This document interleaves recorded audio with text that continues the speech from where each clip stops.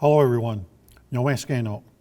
Unfortunately, I have to start today's message with some sad news. Our community has experienced a second death related to COVID-19. A well-known and respected elder veteran who lived on the Cattaraugus Territory passed away over the weekend after contracting the virus. The Seneca Nation holds all veterans in high regard, so I hope that you will keep this individual and their family in your thoughts and prayers. In addition to this tragedy, we have learned of 4 new positive cases of COVID-19 within Allegany Territory. All 4 individuals are now under county quarantine and are recuperating at home. This is sobering news, but it should underscore for all of us the battle we are facing. We simply are not past this public health crisis yet. National statistics show how the COVID virus can ravage Native communities. We don't want to see our families and communities experience what others across Indian country are going through. We need to continue to fight this battle together with vigilance and common sense. Let's all do our part to keep our territory safe. Our Seneca Nation Coronavirus Response Hub contains a link to detailed information on area testing sites, the type of tests being offered, testing requirements, and other information. The Response Hub can be accessed by visiting the Nation's website at sni.org. Look for the large red banner near the top of the page.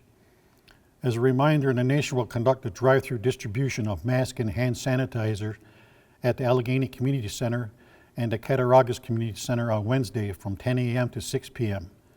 Like our other previous community distribution, this service is being offered for territory residents and enrolled Senecas only. In other matters, we had our May Council session on Saturday using the GoToMeeting platform. We had 156 members log in, some from as far away as Oklahoma and California. We received a large volume of questions and answered as many as we could during the meeting. Questions that were not addressed on Saturday will be addressed directly via email in the coming days. I want to thank everyone who made this first virtual meeting possible, and I also want to thank those who participated in the meeting. We will continue using this virtual meeting format for regular monthly council sessions until it is safe to lift social distancing protocols. Council addressed many important topics on Saturday, including annuity payments. Due to the impacts of the COVID-19 outbreak and outgoing response, we made the difficult but necessary decision to reduce annuity payments to $500. The reduction will go into effect beginning in July and remain in place through the end of our fiscal year in September. The annuity reduction applies to minors as well, with $250 being distributed and $250 being placed in the Minors Trust Fund.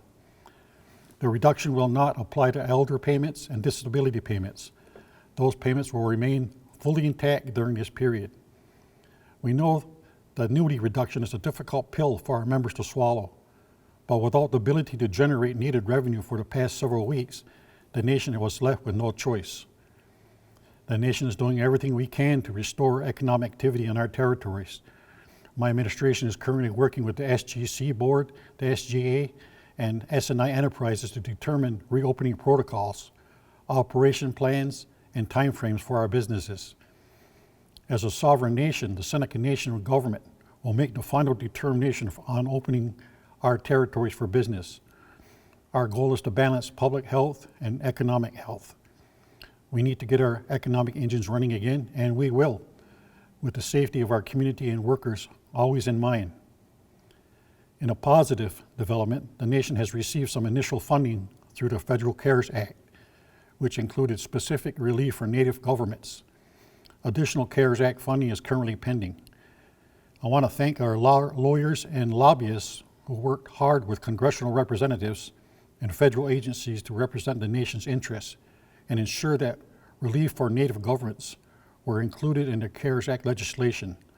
Thankfully, the voice of Indian country was heard in Washington.